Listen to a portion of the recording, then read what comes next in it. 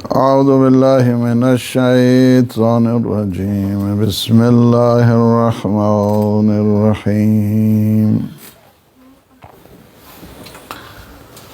الحمد لله رب العالمين. الصلاة والسلام والتحية والإكرام على النبي المؤيد والرسول المسدد المصطفى الأمجد المحمود الأحمد سيدنا ونبينا والشفيع ذنوبنا وطبيب نفوسنا أبي القاسم محمد صل على محمد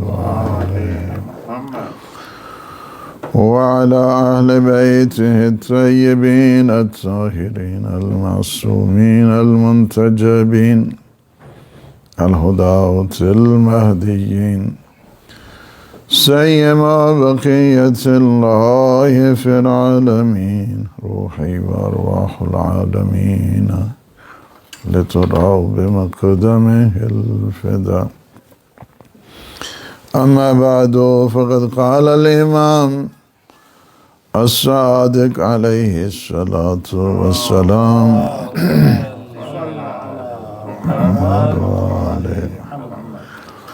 أوصيك بتسعة أشياء فإنها وصية لمريد الطريق إلى الله عز وجل،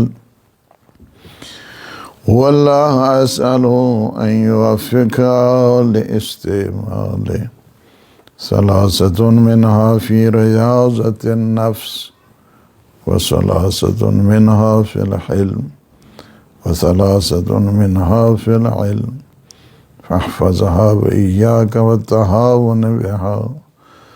قال عنوان ففرغت قلبي له، فقال أما اللواتي في الرياضة فإياك أن تأكل ما لا تشتهي فإنه يورث الحماقة والبلاء، ولا تأكل إلا عند الجوع، وإذا أكلت فكل حلالا، وسم الله واذكر حديث الرسول ما ملأ آدمي وعاء شرا من بطنه فإن كان لابد فثلث لطعامه وثلث لشرابه وثلث لنفسه. صلوات اللهم صل على محمد وعلى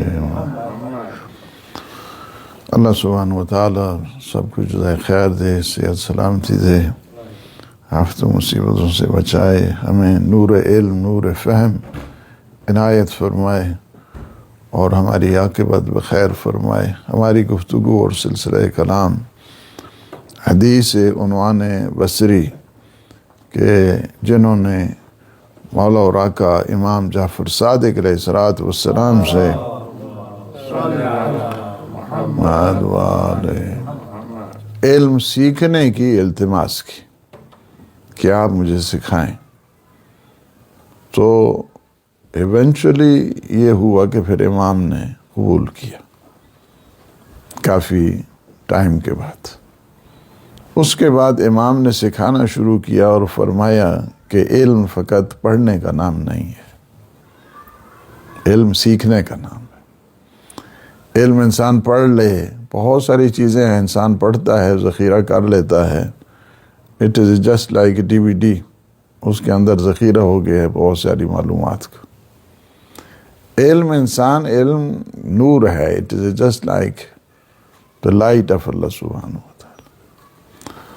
اور علم اس لیے ہوتا ہے کہ لیہدیہ فار دا گائیڈنس، ہدایت کے لیے علم ہوتا ہے. فقط پڑھنے کے لیے علم نہیں ہوتا ہے، ہدایت کے لیے علم ہوتا ہے. پھر جب آپ نے علم سیکھنا ہے تو پہلے 3 کام کرنے ہیں آپ نے. حقیقت عبودیت کو سمجھنا ہے. تو عنوان بصری نے پوچھا حقیقت عبودیت کیا ہے؟ امام نے فرمایا مالکیت اسی کی جانو، تدبیر اسی کی جانو، احکام اسی کے جانو، تینوں میں اپنی مرضی نہیں چلاؤ، اس وجہ سے کہ اپنی مرضی چلاؤ گے تو پھر تمہاری طبیعت ہوگی، شریعت نہیں ہوگی۔ پہلی چیز، جب اس کی مالکیت کو، اونرشپ کو اس کو مانو گے اور اس کی مینجمنٹ کو مانو گے اور اس کی کمانڈمنٹ کو مانو گے، تو اس کا نتیجہ یہ نکلے گا کہ اللہ سبحانہ و تعالی وہ تمہیں بینائی دے دے گا، حکمت دے دے گا، روشنی دے دے گا، نور دے دے گا۔ اونرشپ کو جب اللہ کی مانیں گے تو آپ پہ بہت زیادہ جو مسائل ہیں، ذاتی حب ذات ہے اور حب نفس ہے انسان میں، وہ انسان کی ختم ہو جائے گی۔ یعنی کیا ہے کہ جب انسان مالکیت اللہ کی سمجھتا ہے تو انفاق کرتے ہوئے، اللہ کی راہ میں عطا کرتے ہوئے، اللہ کی راہ میں کوشش کرتے ہوئے اسے کوئی پریشانی نہیں ہوتی ہے، اس وجہ سے کہ جان دی اسی کی تھی، مال بھی اسی کا ہے، جان بھی اسی کی ہے، استعداد بھی اسی کی ہے، فیکلٹیز بھی اسی کی ہیں، صلاحیتیں بھی اسی کی ہیں۔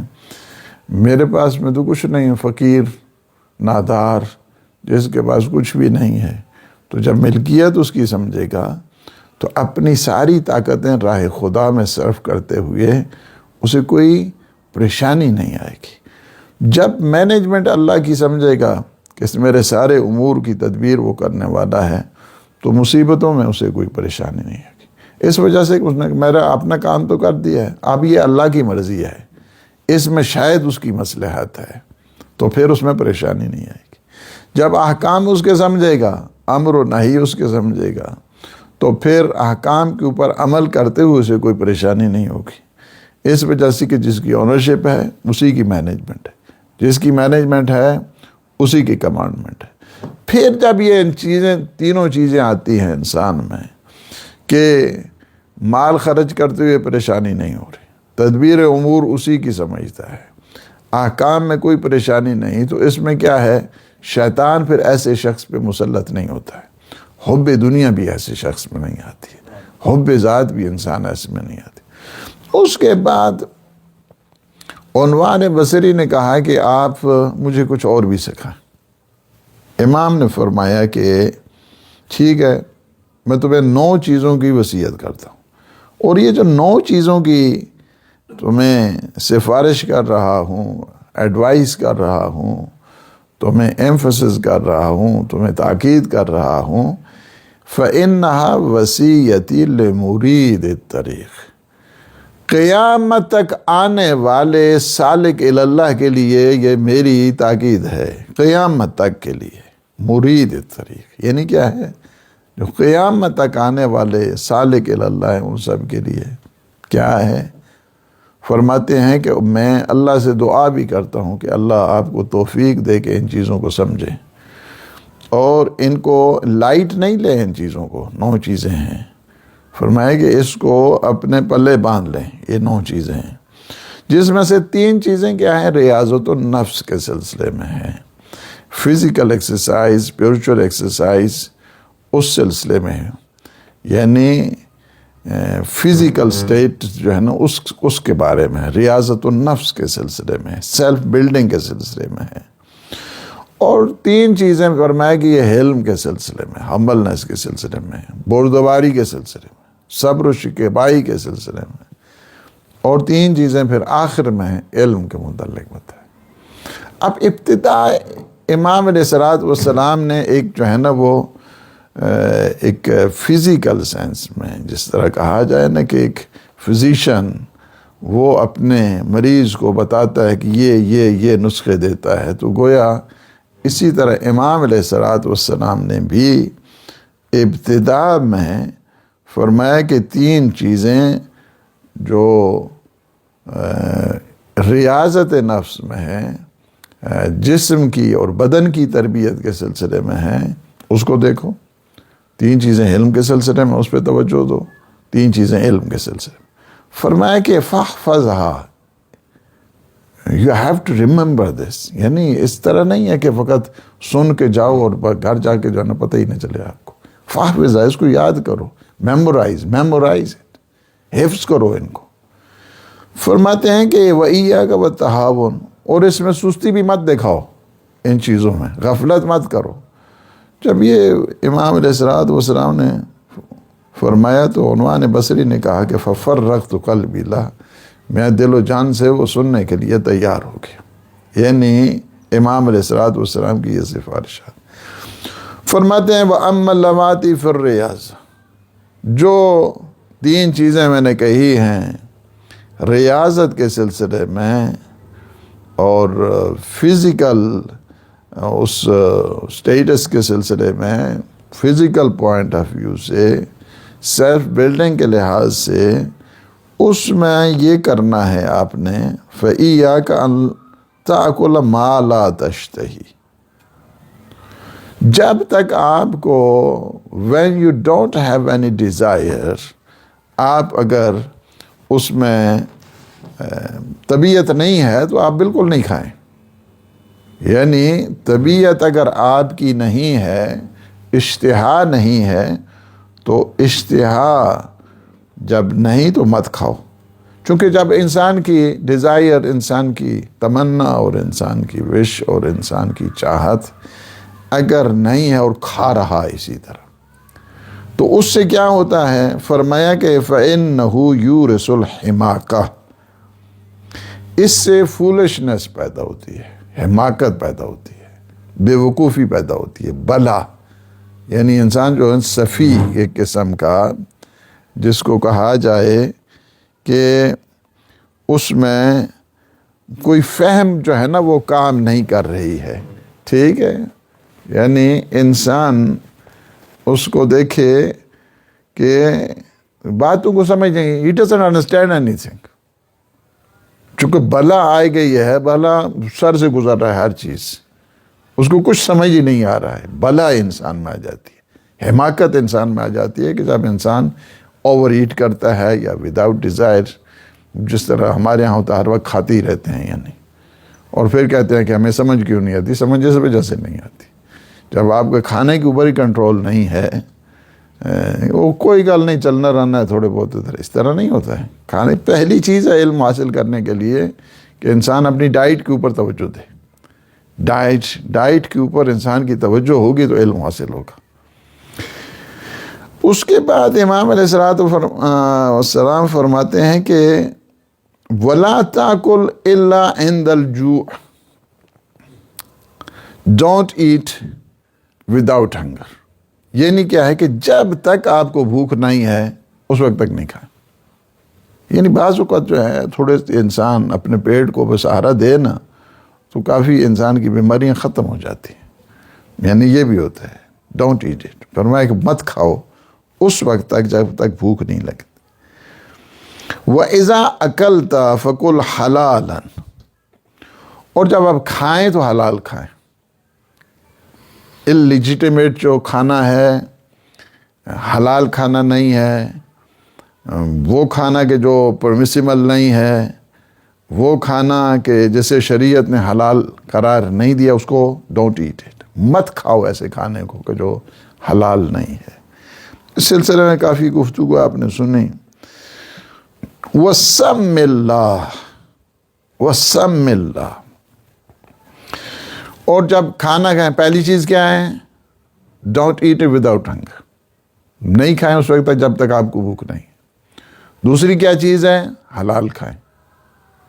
حلال جو چیزیں نہیں ہیں اس کو مت کھائیں.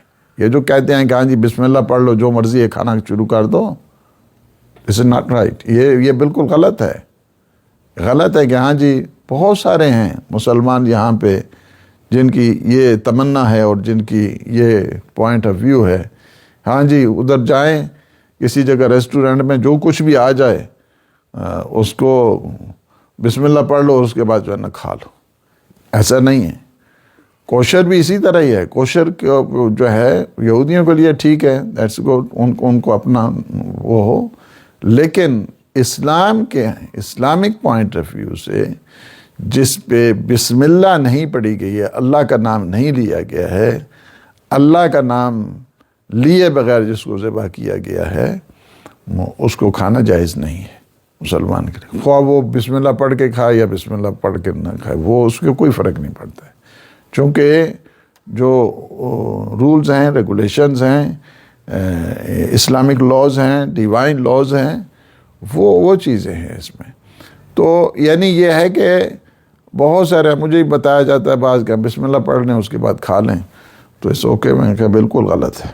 اس طرح نہیں ہے کہ ایک حرام چیز ہے اس کے اوپر بسم اللہ پڑھیں گے تو حلال ہو جائے گی۔ اسی طرح یہ ہے کہ جس طرح اگر کوئی کہے کہ وہ چوری کرنی ہے اور بسم اللہ کر کے چوری کر لے اور اس کے بعد اس کو کہے گی یہ حلال ہو گئی، یہ نہیں ہوتا اس طرح۔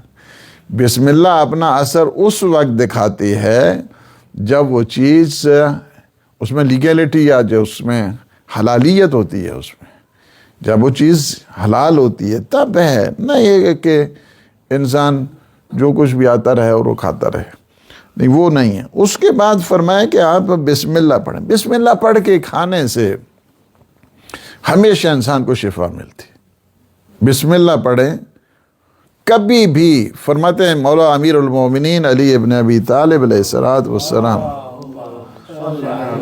محمد وآلہ، فرماتے ہیں تم بسم اللہ پڑھ کے کھاؤ، تمہاری اس خوراک کی صحت اور سلامتی کے میں ضمانت دیتا ہوں۔ گارنٹی کیا ہے مولا امیر المومنین کی؟ ایک آدمی آیا، انہوں نے کہا میں نے تو رات میں کھایا اور بہت ایسڈ پیدا ہو گیا، بہت طبیعت خراب ہو گئی، بہت یعنی شروع ہو گیا۔ تو فرمایا کہ تم نے مختلف کھانے کھائے ہوں گے۔ مختلف کھانے جب انسان کھاتا ہے، مثلا جس طرح ہمارے یہاں ہوتا ہے، ہم ایک کھانا نہیں کھاتے ہیں، گھر کے اندر بھی رہیں تو وہ بھی یعنی چاول بھی پکے ہوئے ہیں، روٹی بھی ہے، سالن بھی ہے، سالن میں پتہ نہیں 2-3 چیزیں اور بھی ہیں، سبزی بھی ہے، دہی بھی ہے، پتہ نہیں کیا سے کیا جو ہے وہ ہم کھاتے رہتے ہیں۔ اسلامک پوائنٹ آف ویو سے ہر ایک کے اوپر بسم اللہ پڑھیں گے تو پھر آپ کو شفا ملے گی ہمیشہ، پھر وہ کھانا آپ کو تنگ نہیں کرے گا، وہ پریشان نہیں کرے گا۔ یعنی اگر فرض کیا چاول ہے بسم اللہ الرحمن الرحیم، روٹی ہے بسم اللہ الرحمن الرحیم، دہی کھا رہا ہے بسم اللہ الرحمن الرحیم، اس کے بعد اور کیا ہے، بریانی کھا رہا ہے بسم اللہ الرحمن الرحیم۔ ہر ایک کے اوپر الگ الگ ہے۔ امام نے فرمایا تم نے مختلف کھانے کھائے ہوں گے اور جس میں بسم اللہ نہیں پڑھی، کہا وہ تو ٹھیک ہے۔ اسی طرح ایک شخص یہ ہے امام جعفر صادق علیہ السلام،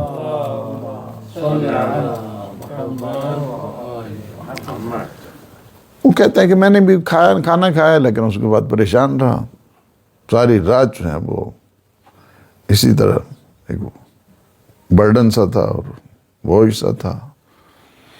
فرمایا کہ تم نے بسم اللہ پڑھی، کہا بسم اللہ پڑھی۔ فرمایا کہ ایسے نہیں ہے، تم نے بسم اللہ کر کے لوگوں سے باتیں کی ہیں، ہم باتیں تو کرتا رہا۔ فرمایا وہ بسم اللہ ٹوٹ گئی ہے، پھر ایسے بسم اللہ پڑھ۔ یعنی اگر ہمارے یہاں تو مکروہ ہے کھانے کے دوران، لیکن ہم گپ شپ ہی کھانے کے دوران لگاتے ہیں۔ ویسے مکروہ ہوتا ہے کھانے کے دوران دوسروں سے باتیں کرنا، ہاں کوئی واجب بات ہے، کوئی ضروری بات ہے، اس دوران بات کرنے میں کوئی حرج نہیں ہے۔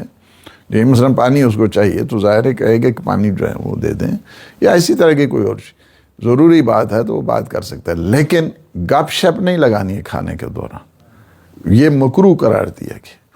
فرمایا کہ جب تم کھانا کھا رہے دوسروں سے باتیں کر رہے تھے، جی باتیں کر رہے تھے۔ فرمایا کہ وہی جب باتیں ختم کی پھر بسم اللہ تم نے پڑھنی تھی، اس وجہ سے تم پریشان ہوئے کھانے کی وجہ۔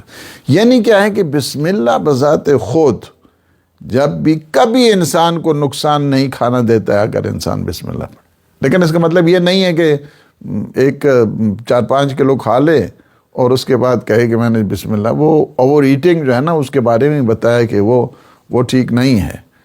اتنی پلیٹیں بھر دیں اس کے بعد اسی طرح ضائع کرتا رہے، اسراف کرتا رہے، وہ بھی جائز نہیں ہے۔ اتنا آپ لیں، مصرف کریں جتنا آپ کو چاہت ہے، نہ فقط یہ آنکھوں کی بھوک تو کبھی ختم ہونے والی نہیں۔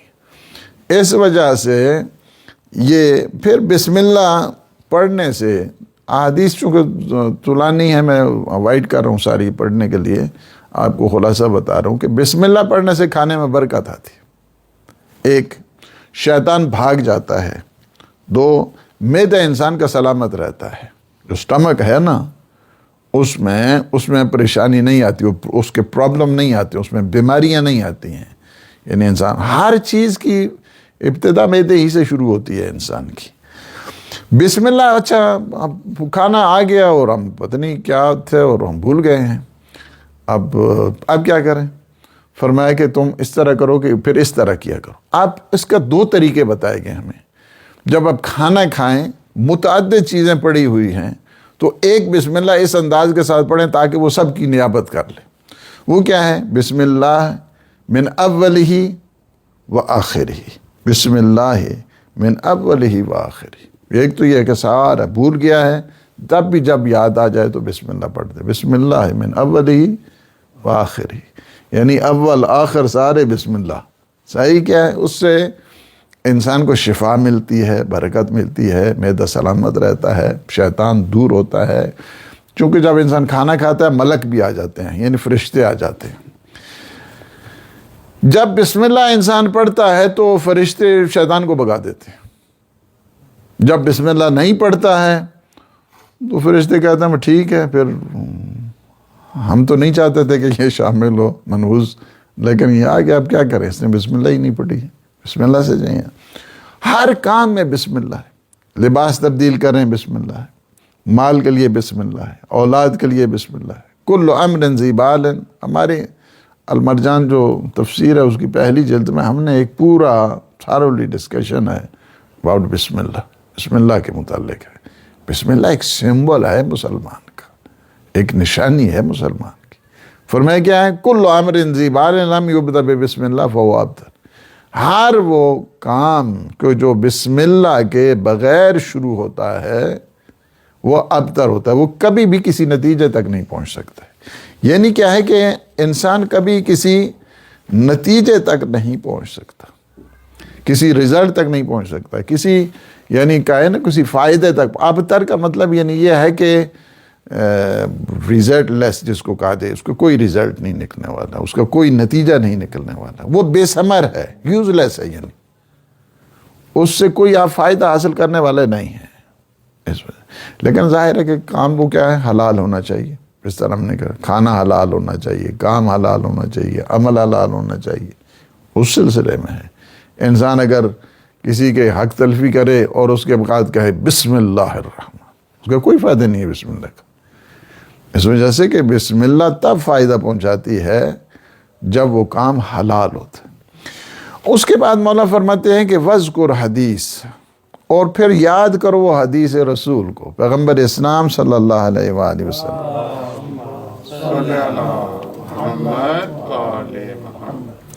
فرماتے ہیں کہ حضور کے حدیث کو کھانے کے دوران یاد رکھو۔ کیا حدیث ہے؟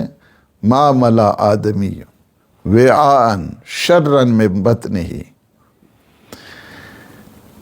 پیٹ کے بھرنے سے زیادہ بھرنے کی کوئی چیز نہیں ہے۔ ہر روز جو بھر رہا ہے، دن میں کتنی دفعہ بھر رہا ہے؟ اسی وجہ سے مبغوض ترین شخص اللہ کے نزدیک، منفور ترین شخص اللہ کے نزدیک وہ ہوتا ہے کہ جو اوور ایٹ کرتا ہے، بھرا رہتا ہے، یعنی اللہ ایسے آدمی کو پسند نہیں کرتا۔ اس وجہ سے فرمایا کہ سب سے بدترین جو ایک بھرنے والی چیز ہے، جس کو کہا جائے کہ ظرف، جس کو وعاء ظرف کو کہتے ہیں، سب سے بدترین ظرف جس کو کہا جائے اور بھرا جاتا ہے جس کو، وہ انسان کا پیٹ ہے۔ تو فرماتے ہیں فَإِنْ كَانَ وَلَا بُدَّ، تو ضروری کیا ہے، پھر کیا کرنا چاہیے؟ فَثُلُثٌ لِطَعَامِهِ، 1/3 انسان کھائے، یعنی پیٹ کے فرض کیا کیپیسٹی جو ہے وہ 3 کلو ہے فار ایگزامپل، ٹھیک ہے، تو 1/3 جو ہے، یا مثلا جو ہے نا وہ 1 کلو ہے، یا مثال دے رہا ہوں، اب چونکہ ہم کھاتے ہی اتنا کلو کے حساب سے کہ اس میں جی تو اس میں 1/3 کیا کرنا ہے؟ کھانا رکھنا ہے اس میں، 1/3 پانی کے لیے رکھنا ہے، تو کتنا ہو گیا؟ 2 ہو گئے نا، 1/3 کیا ہے؟ فرمایا ہوا کے لیے بھی رکھے، یعنی تو انسان نے سانس بھی تو لینا ہے۔ وہ ایک کو کہا کہ ابھی اتنا کھائے تھوڑا سا پانی پی لو، اس نے کہا پانی سے کام نہیں لگ رہے گا، آپ کو کریم شریم ہے تو وہ لگا لیتے ہیں پیٹ کے اوپر، یعنی اتنا کھایا اس نے، پانی پینے کی بھی گنجائش نہیں چھوڑی۔ یعنی یہ بہت برا ہے انسان کی صحت کے لیے کہ انسان اتنا کھا لے کہ اس کے لیے پانی کی بھی گنجائش نہ باقی رہے۔ یعنی فرمایا کہ حضور کیا فرماتے ہیں؟ وَلَا بُدَّ فَثُلُثٌ لِطَعَامِهِ، 1 ثلث کیا کرنا ہے؟ 1/3 وہ کھانا ہے، ٹھیک ہے، طعام کے لیے ہے۔ وَثُلُثٌ لِشَرَابِهِ، اور 1/3 کیا ہے؟ 1/3 وہ پانی کے لیے چھوڑے۔ وَثُلُثٌ لِنَفَسِهِ، لِنَفَسِهِ یعنی سانس بھی تو انسان نے لینا ہے، اب اتنا بھرا ہوا ہے کہ وہ سانس بھی نہیں لے سکے، تو فرمایا کہ اتنا ہے، یعنی آپ نے اپنے آپ کو ریلیکس رکھنا ہے، کھانے کے سلسلے میں اتنا بوجھ نہیں ڈال دینا ہے اپنے لیے کہ انسان اٹھ بھی نہ سکے، انسان بیٹھ بھی نہ سکے۔ اسی طرح ایک آدمی ہے نا، حضر سانس لے رہا ہے اور کر رہا ہے ساری، تو حضور نے فرمایا اتنا کھا لیا ہے تم نے، اتنا تو نے کھا لیا ہے، مت کھایا کرو اتنا نہیں، یعنی کیا ہے؟ سخت تاکید کرتے تھے یعنی اس چیز کے لیے۔ انسان کو ہمیشہ اپنے کھانے پہ، ڈائٹ کے اوپر بہت توجہ دینے کی ضرورت ہے اگر انسان علم حاصل کرنا چاہتا ہے، کیونکہ جتنا زیادہ کھایا نہ کھائے گا اتنا زیادہ سوئے گا، جتنا زیادہ سوئے گا اتنا معارف سے دور رہے گا، عقل اس میں کمزور ہو جائے گی۔ ہے ڈائٹ کے اوپر قرآن مثلا سورہ عبس میں بھی فرمایا کہ فَلْيَنْظُرِ الْإِنسَانُ إِلَىٰ طَعَامِهِ اَنَّا صَبَبْنَا الْمَاءَ صَبًّا ثُمَّ شَقَقْنَا الْأَرْضَ شَقًّا فَأَنبَتْنَا فِيهَا حَبًّا وَعِنَبًا وَقَضْبًا وَزَيْتُونًا وَنَخْلًا وَحَدَائِقَ غُلْبًا وَفَاكِهَةً وَأَبًّا۔ سب سے پہلی چیز کیا ہے؟ فَلْيَنْظُرِ الْإِنسَانُ إِلَىٰ طَعَامِهِ، اپنے کھانے کی طرف توجہ دو، اپنی ڈائٹ کی طرف توجہ دو۔ وہ رب ایسا ہے کہ جس نے می برسایا، پانی برسایا، زمین کو اس نے شکافتہ کیا، پھر اس میں دانے اگائے، اس میں عنب، اس میں سبزیاں، اس میں ترکاری، اس میں مختلف زیتون، کھجوریں، یہ ساری چیزیں، حدائق غلبہ وفاکہۃ وابا، اس میں مختلف قسم کے فروٹ، پھل اس نے انسان کو عنایت کیے ہیں۔ تو کیا ہے کہ انسان کا دل مر جاتا ہے اوور ایٹنگ سے، یاد رکھیں پہلی چیز۔ فرماتے ہیں کہ لا تمیت القلوب بکثرت الطعام، یعنی کیا ہے کہ اس طرح نہیں کریں کہ اپنے آپ کو زیادہ کھا کے اپنے دل کو مت ماریں، دل مر جاتا ہے، مردہ ہو جاتا ہے جب انسان زیادہ کھاتا ہے۔ فإن القلب يموت كالزرع إذا كثر عليه الماء، اب مثلا فصل ہے نا، کھیتی ہے، انسان ہر وقت پانی اس میں ڈالتا ہے، زیادہ پانی سے وہ فصل آباد نہیں ہوتی ہے، فصل مر جاتی ہے۔ اسی طرح زیادہ کھانے سے انسان کا دل بھی مر جاتا ہے۔ فرمایا کہ اس وجہ سے اب زیادہ نہیں کھائیں۔ اذا مولع البطن من المباح عمی القلب عن الصلاۃ، حضرت امیر المومنین علی ابن ابی طالب علیہ الصلوۃ والسلام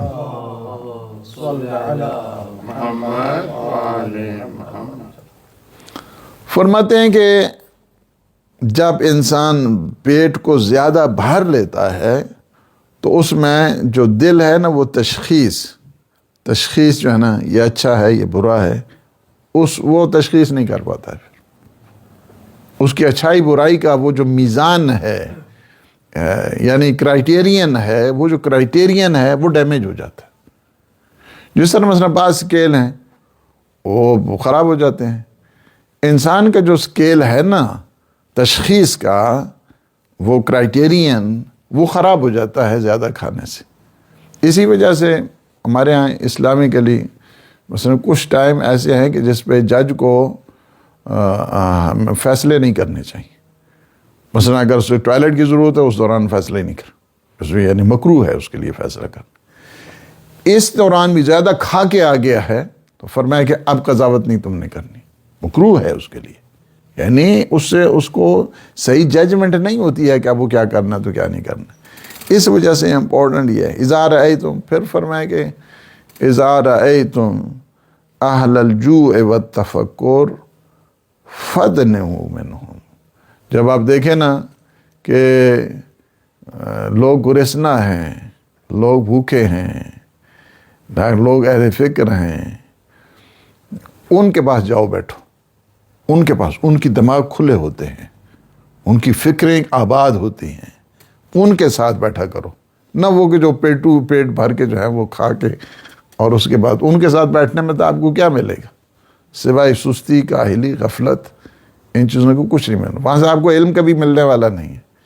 علم ہمیشہ وہاں سے ملے گا جو اہل فکر ہوتے ہیں، جو اپنے آپ بھوک میں ہیں. اسی وجہ سے کہ جو فقیر لوگ ہیں، غریب لوگ ہیں، ان کے پاس آپ بیٹھیں گے تو بصیرت ملے گی آپ کو.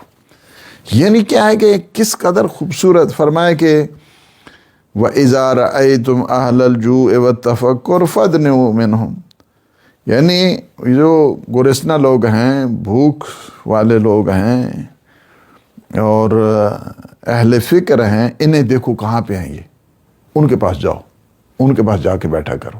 یعنی کیا ہے کہ یہ اسلام ہے. ایسے نہ فَإِنَّ الْحِكْمَةَ، پھر دیکھو اس میں بہت خوبصورت انداز کے ساتھ مولا نے اس کی وجہ بتائی ہے کہ آپ یہ جو گریسنا لوگ ہیں، بھوک سے تڑپ رہے ہیں لوگ، اہل فکر لوگ ہیں، ان کے پاس آپ بیٹھیں گے تو پھر کیا ہے، کیوں بیٹھے؟ فرماتے ہیں اس لیے فَإِنَّ الْحِكْمَةَ تَجْرِي عَلَىٰ أَلْسِنَتِهِمْ، ان کی زبانوں سے ہمیشہ حکمت کے چشمے ابلتے رہتے ہیں. یہ کیا ہے، کتنا خوبصورت انداز.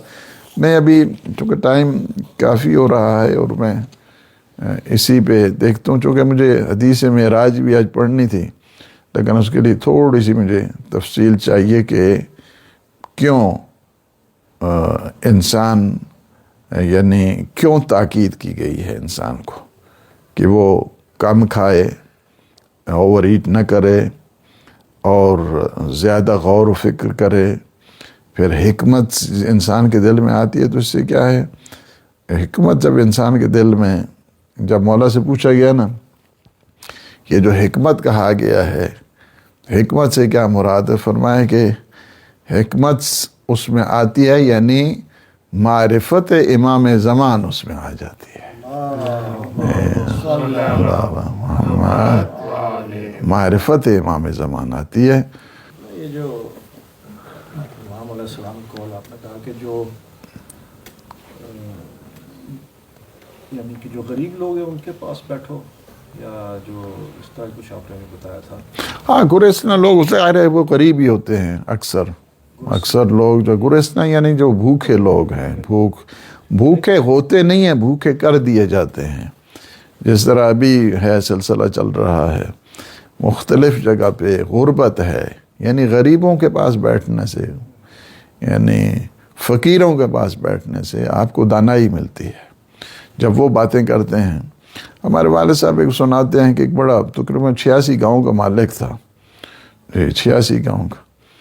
تو یہ جو کام کرنے والے لوگ ہوتے ہیں نا، غریب لوگ، بہت پتے کی باتیں کرتے ہیں. مجھے والد صاحب نے یہ سنایا.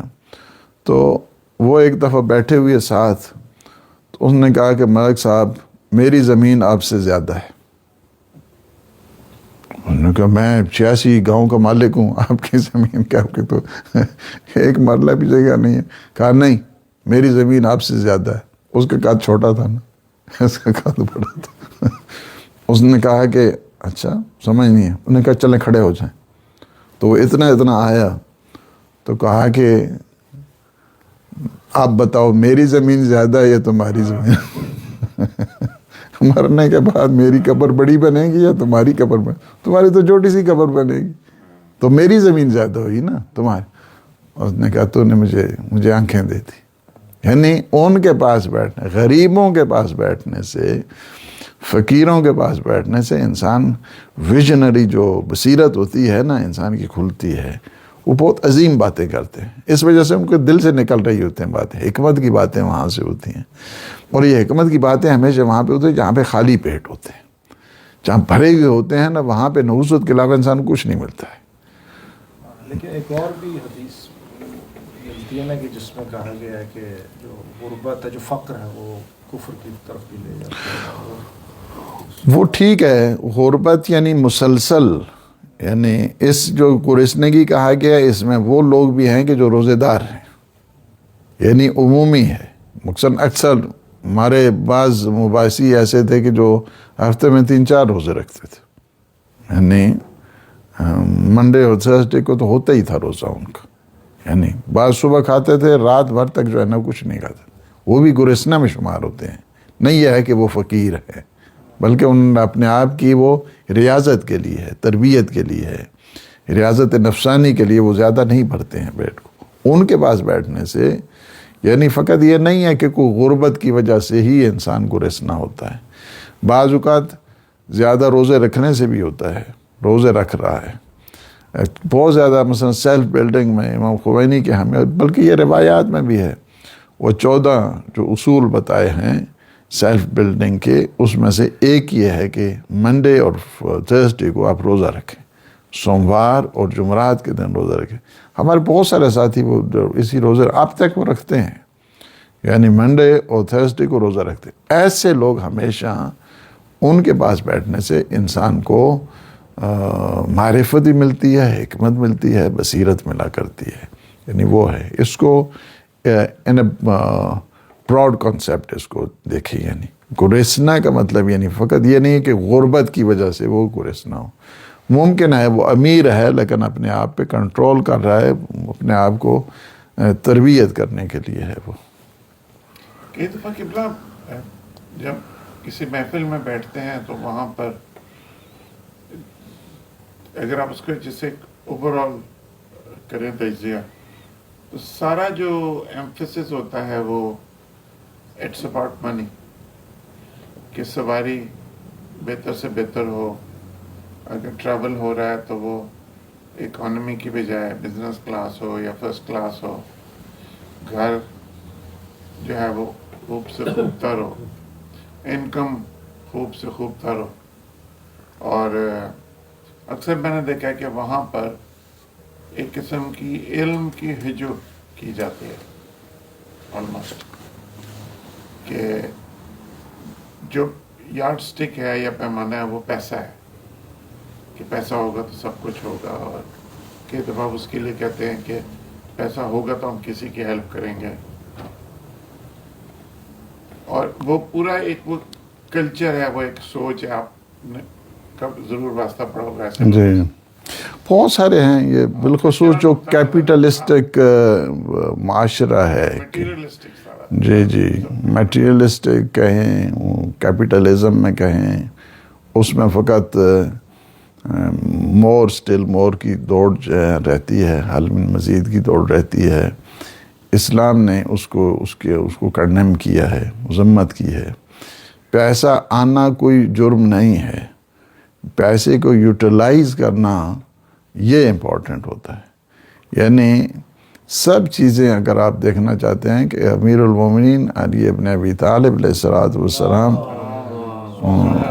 اس دوران بھی کہ جب جو ہے نا 24 سال اور 6 مہینے اور کچھ دن رہے ہیں، اس دوران بھی اکنامکس کو، اپنی معاش کو، یعنی ایسا نہیں ہے کہ اگر وہ ساری چیزیں گھر لے کے آتے تو کیا نہیں ہوتا تھا. لیکن کنویں کھودتے تھے، وقف کر دیتے تھے، مزدوری کرتے تھے، گھر آنے سے پہلے وہ فقراء میں تقسیم کر دیتے تھے، یتیموں میں. یہ چیزیں اگر آپ دیکھیں اہل بیت اطہار علیہ السلام نے یہ منع نہیں کیا ہے کہ پیسے نہیں ہونے چاہیے. بہت اچھی بات ہے پیسہ ہو، لیکن پیسے کو کہاں یوٹیلائز کر رہے ہیں. پیسے آنا کمال نہیں ہے، پیسے جانا بھی کمال ہے. یعنی اسلامک اکنامکس جس کو کہا جائے اس میں دونوں چیزیں ہیں. ایک چیز یہ ہے کہ پیسہ ٹھیک طریقے سے آئے، دوسری بات یہ ہے کہ یہ پیسہ ٹھیک طریقے سے لگا ہے. یعنی 2 چیزیں ہیں.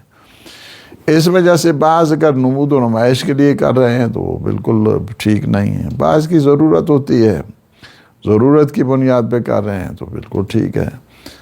یعنی اس عنوان کے تحت ہے. دنیا یعنی زہد کا مطلب یعنی یہ نہیں ہوتا ہے کہ انسان دنیا میں چیزوں کو مصرف نہ کرے. اس کا اچھا گھر ہونا چاہیے، اس کی اچھی گاڑی ہونی چاہیے، لیکن ہر ایک اس کے لحاظ کے ساتھ ہوتا ہے کہ یعنی اتنا بھی نہیں ہونا کہ انسان اس اسراف کی منزل پر آ جائے، مناسب، ایسا نہیں ہو کہ روڈ کے اوپر گاڑی کھڑی ہو جائے اتنی بھی پرانی ہو جائے، جی جس طرح میری گاڑی ہے تو یعنی اس طرح ہے کہ ظاہر ہے ہم لوگوں کو احتیاط کی ضرورت ہوتی ہے، جو بالخصوص پبلک میں ہیں ان کو بہت زیادہ احتیاط ان کو چاہیے اور احتیاط کی ضرورت ہوتی ہے، اس وجہ سے کہ اگر آپ دیکھیں خیبر کے بعد دیکھیں ہر گھر میں سونا تقسیم ہوگا سوائے زہرا مرضیہ سلام اللہ علیہا کے، صحیح مدینے کی عورتیں آئیں، انہوں نے آ کر کی آپ کے گھر میں کتنا سونا ہے، کتنا ہے ساری۔ ایک دفعہ امیر المومنین سے عرض کی کہ یا امیر المومنین، یہ مدینے کی عورتیں آتی ہیں، ہر گھر میں اتنا سونا تقسیم ہوا ہے، اتنا ہوا ہمارے گھر میں۔ کہا بنت رسول ہمارے بھی اتنا ہی بنتا تھا حصہ، لیکن میں نے مدینہ گھر پہنچنے سے پہلے سارا فقراء میں دب دی، سب فقراء میں تقسیم کر دیا۔ یعنی کیا ہے اس طرح زہد یعنی کیا ہے؟ زہد کا مطلب دنیا کے پیچھے پڑنا نہیں ہے، دنیا کے پیچھے بھاگنا نہیں ہے، دنیا میں رہنا ہے، اچھے طریقے سے رہیں، عزت کے ساتھ رہیں، عظمت کے ساتھ رہیں، اس میں کوئی حرج نہیں، لیکن دنیا کے پیچھے انسان بھاگتا ہے وہ نہیں ہونا چاہیے، بھاگنا نہیں ہے دنیا کے پیچھے، وہ ٹھیک نہیں ہے۔ فلاں کے پاس یہ ہے تو میرے پاس اس سے بھی یہ بڑی یہ نہیں چاہیے، اس کے پاس یہ ہے تو اس کے بعد میرے اس سے بھی یہ ٹھیک نہیں ہے، اسلام اس چیز کو اپریشیٹ نہیں کرتا۔ مولانا کا یہ بھی قول ہے کہ تم جتنی مرضی کوشش کرو مجھ جیسے نہیں، نہج البلاغہ ہے نا یہ اس ہے قول ان کا، جی یہ فرمان ہے، بلکہ خط لکھا ہے، وہ کھاتے تھے غذا، وہ کھانا تو نہیں ہے۔ یہ عثمان ابن حنیف انصاری کو ہے نا رضوان اللہ تعالیٰ علیہ، یہ گورنر تھے امام کے اور یہ بصرے میں تھے، انہیں ایک ایسی دعوت پہ بلایا گیا جس میں بڑے چٹپٹی قسم کے کھانے، مختلف رنگا رنگ قسم کے کھانے، اور امام کی سیکیورٹی بہت تیز تھی، جو انٹیلیجنس تھی امام کی بہت سخت تھی اور بہت تیز تھی۔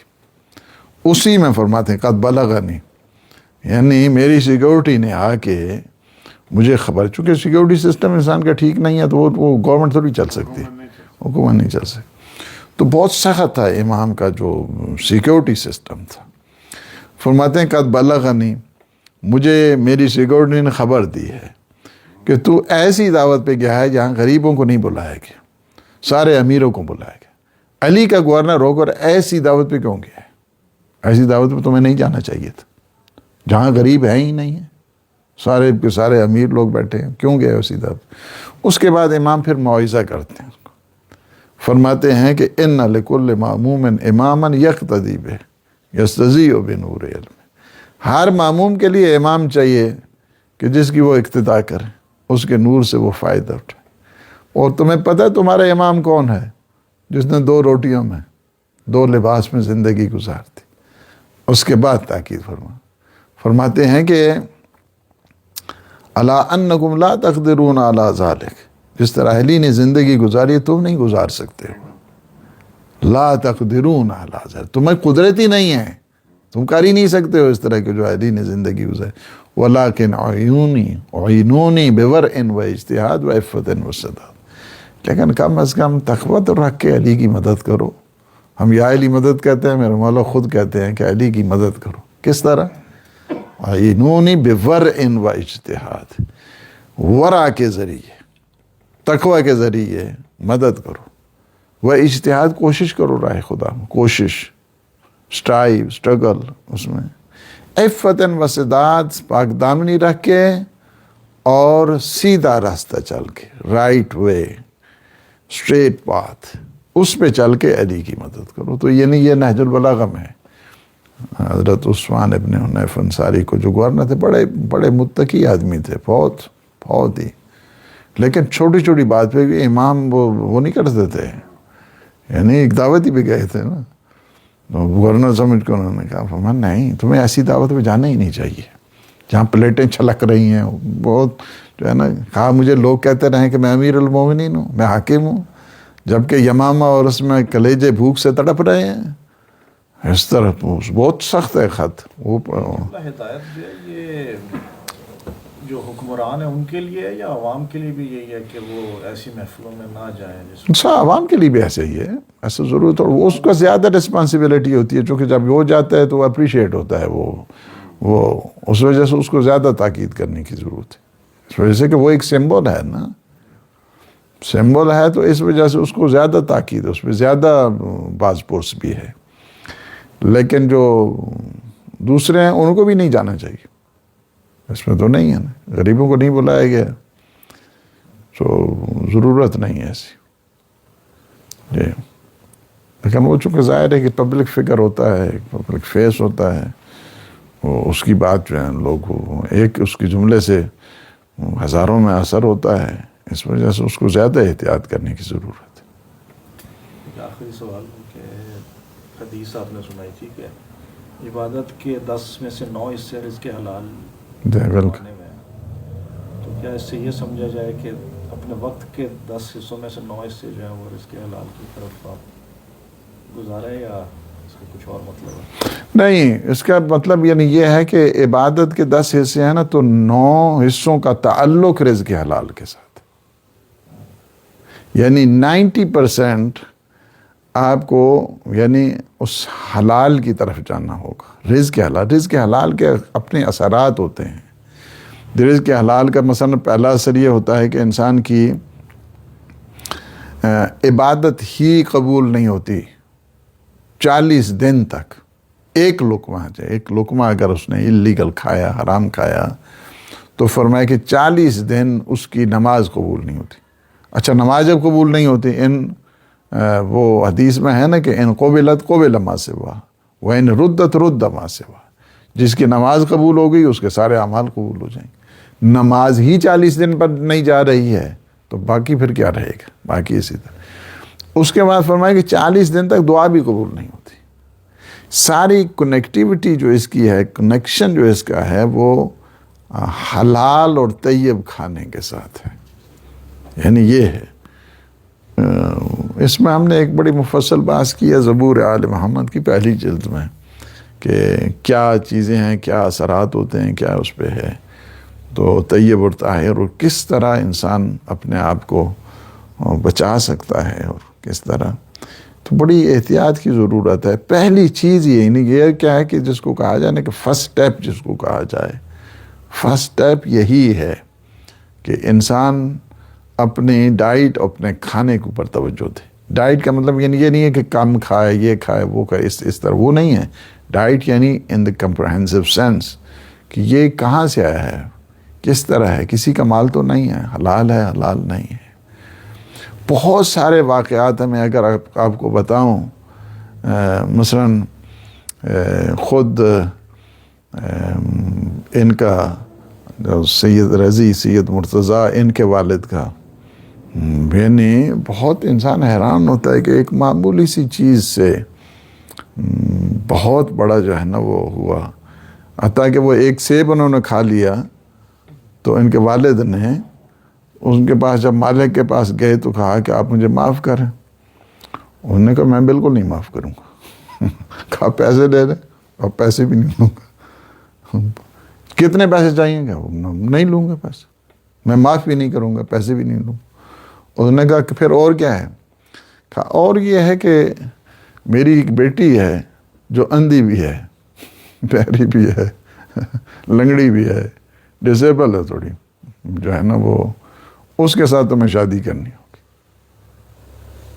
اس کے ساتھ شادی کرنی, تب میں تمہیں معاف کروں گا. انہوں نے کہا اچھا. اسی سے پھر آپ دیکھیں, یہ کہتے ہیں کہا کہ وہ تو آپ کہہ رہے تھے لولی, لنگڑی, بہری, پیرالائز ٹوٹل جو ہے نا وہ, کہا کہ وہ بہری ہے, وہ غیبتیں نہیں سنتی ہے کسی کی, وہ کسی کی غیبتیں نہیں کرتی ہے, وہ کسی غلط کام کی طرف نہیں جاتی ہے, وہ کسی کی حق تلفی نہیں کرتی ہے, وہ کسی پہ بلیم گیم نہیں کرتی ہے. وہ اس وجہ سے میں نے کہا ہے. اس سے اللہ نے کیا کیا ہے, وہ ایک جنہیں سید کہتے ہیں تاریخ میں, دوسرے کو کہتے ہیں علم الہدیٰ. یعنی ڈائٹ، ایک سیب کھانا، ہم کیا اونٹ کھا جاتے ہیں اور ہمیں پرواہ ہی نہیں ہوتی اس چیز کی. یعنی ہمارے یہاں فرق ہے، یعنی ہمارے یہاں جو کانسیپٹ ہے، پرسیپشن ہے، ہمارے یہاں اور چیزیں ہیں. کیوں فرمایا گیا کہ اس حد تک اپنے جو ہے نا وہ ساری کی ساری نفسیات. وہ کسی آیا نا عالم کا کہ وہ تبلیغ پہ تھے اور واپس آئے تو دیکھا کہ ایک ماشکی ہے. اس پرانے زمانے میں مشق کے ساتھ پانی آتا تھا، تو اس کے لڑکے نے وہ مشق کے اندر ایک وہ لگائی کوئی چیز، جیسے مشق پھٹ گئی. اس نے کہا ابھی تو میں تمہاری ماں کو تو شکایت نہیں کروں، تمہارا باپ آئے گا نا ان کی شکایت. باپ جب آیا تو کہا کہ قبلہ آپ کے بچے نے یہ کارنامہ کیا ہے. اچھا. گھر میں آئے کہا کہ میری زندگی تو اس طرح شفاف گزری ہے، میں نے تو کبھی کوئی غلط نہیں. تم بتا تم نے کیا کیا تھا کہ جس کی وجہ سے یہ بچہ اس غریب آدمی کی مشق کو اس نے ڈیمیج کر دیا اور ختم کر دیا. تم کیا غلطی کی؟ میں کہا میں بھی کوئی ایسا نہیں. کہا نہیں سوچو، کچھ نہ کچھ ہوا ہے، کچھ نہ کچھ ہوا ہے. کہا ہاں، جب میں پریگننٹ تھی مجھے سخت قسم کی طلب تھی کہ انار کھاؤں، تو میں جو سامنے والی دکان ہے وہاں سے میں نے انار اٹھایا اور سوئی سے اس طرح اس کو کر کے زبان پہ رکھا، بس یہی ہے. پھر میں نے انار بھی رکھ دیا. پر میں ہاں بس یہ وہی ہے.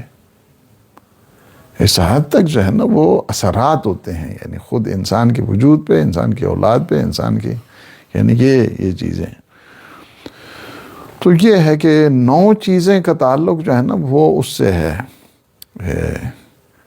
رزق حلال کے ساتھ. رزق حلال کے ساتھ انسان کس طرح زندگی گزارے. اللہ سبحانہ و تعالیٰ سے دعا ہے کہ وہ ہمارے ان لمحات کو اپنی عبادت میں شمار فرمائے اور ہمارے گناہوں سے عفو درگزر فرمائے. ہمیں اپنے خالصین مخلصین بندوں میں شمار فرمائے. اللہ ہمیں نور علم عنایت فرمائے، نور فہم عنایت فرمائے، معرفت عنایت فرمائے، حکمت عنایت فرمائے، اور ہمارے دلوں کو کھول دے، اور ہمیں یہ جو نور یقین ہے اور حقیقت عبودیت ہے وہ اللہ سبحانہ و تعالی ہمیں عنایت فرمائے، ہمارے دلوں کو آباد فرمائے. اور اس مرکز میں جتنی بھی خدمت کر رہے ہیں مولا کے نام کا، اہل بیت علیہ السلام کی نام نامی سے ہے، پروردگار اس میں دن دوگنی رات چوگنی ترقی عنایت فرما. جتنے بھی خدمت کر رہے ہیں جس عنوان کے ساتھ، جس لحاظ کے ساتھ، دامِ درہم سخن قدم، پروردگار سب کی توفیقات خیر میں اضافہ فرمائے. یا اللہ جتنے مومنین مومنات مریض ہیں اور واسطہ دیتے ہیں، مولا امام سجاد علیہ السلام کی عظمت و جلالت کو انہیں صحت سلامتی عطا فرما. ہم سب کے مرحومین کی مغفرت فرما، انہیں جوار معصومین میں جگہ عنایت فرما. یا اللہ عالم اسلام کو سر بلند فرما، عالم طاغوت کو نابود فرما. مولا امام زمان قطب عالم امکان کے ظہور پر نور میں تعجیل فرما. اللہم عجل لولیک الفرج. اللہم صلی علی محمد و آل محمد.